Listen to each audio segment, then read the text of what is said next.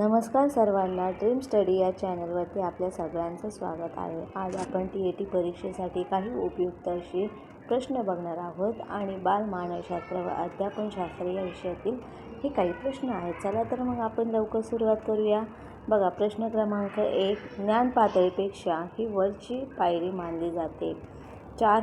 3 पर्याय दिलेला आहेत। बघा, 1 स्मरण, 2 आकलन, 3 विस्मरण। तर यापैकी अचूक पर्याय आहे पर्याय क्रमांक 2 आकलन। नंतरचा प्रश्न, परीक्षा तंत्राचा जास्तीत जास्त वापर होतो। 1 खाजगी क्षेत्रात, 2 सामाजिक क्षेत्रात, 3 शिक्षण क्षेत्रात, 4 यापैकी नाही। तर याचं बरोबर उत्तर आहे पर्याय क्रमांक 3 शिक्षण क्षेत्रात। नंतरचा प्रश्न बघूया।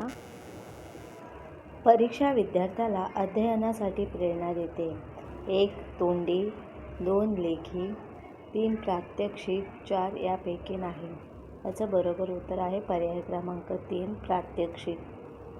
पुढचा प्रश्न, प्रात्यक्षिक परीक्षेचे करणे फार कठीण असते। 1 घटक, 2 नियोजन, 3 व्यवस्थापन, 4 यापैकी नाही। याचं बरोबर उत्तर आहे पर्याय क्रमांक 2 नियोजन। पुढचा प्रश्न, प्रमाणित तयार करताना तज्ज्ञ व्यक्तींनाच जमते।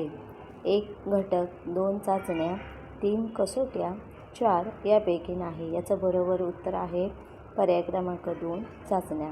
तर विद्यार्थी मित्रांनो, आज तुम्हाला हा व्हिडिओ कसा वाटला तो मला कमेंटद्वारे नक्की कळवा आणि आपण असेच काही TAT परीक्षेसाठी उपयुक्त प्रश्न घेत राहू। तोपर्यंत धन्यवाद।